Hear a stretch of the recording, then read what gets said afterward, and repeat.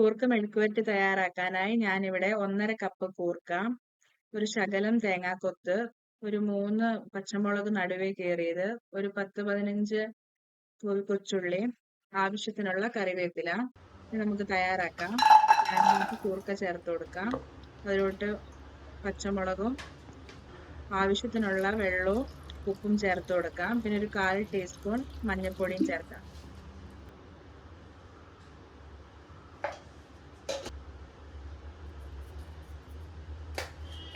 നമുക്കിത് അടച്ചു വെച്ച് ഒരു 10-15 മിനിറ്റ് നല്ലോണം വേവിച്ചെടുക്കാം.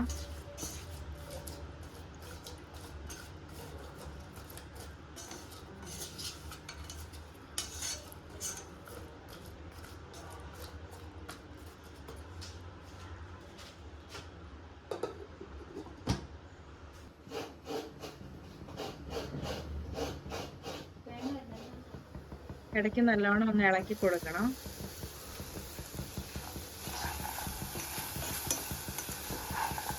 ഏകദേശം നമ്മുടെ കൂർക്ക ഇപ്പോൾ വെന്ത് വന്നിട്ടുണ്ട്. നല്ലോണം വെള്ളമൊക്കെ പറ്റി നല്ലതായിട്ട് വെന്ത് വന്നിട്ടുണ്ട്.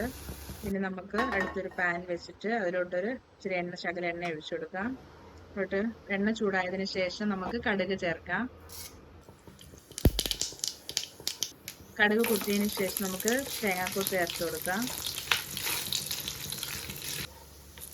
ശകലം കറിവേപ്പിലയും ചേർത്ത് കൊടുക്കാം. നമ്മൾ എടുത്തു വെച്ചിരിക്കുന്ന കൊച്ചുള്ളി ചതച്ചതും ചേർക്കാം.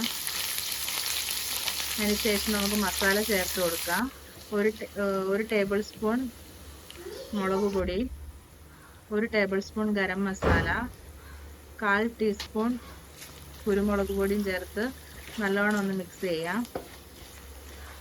ആ പൊടി ഒന്ന് മൂത്ത് വന്നതിന് ശേഷം നമുക്ക് വെന്തിരിക്കുന്ന കൂർക്കയും ചേർത്ത് കൊടുക്കാം. കൂർക്ക ചേർത്ത് നല്ലോണം മിക്സ് ചെയ്യണം.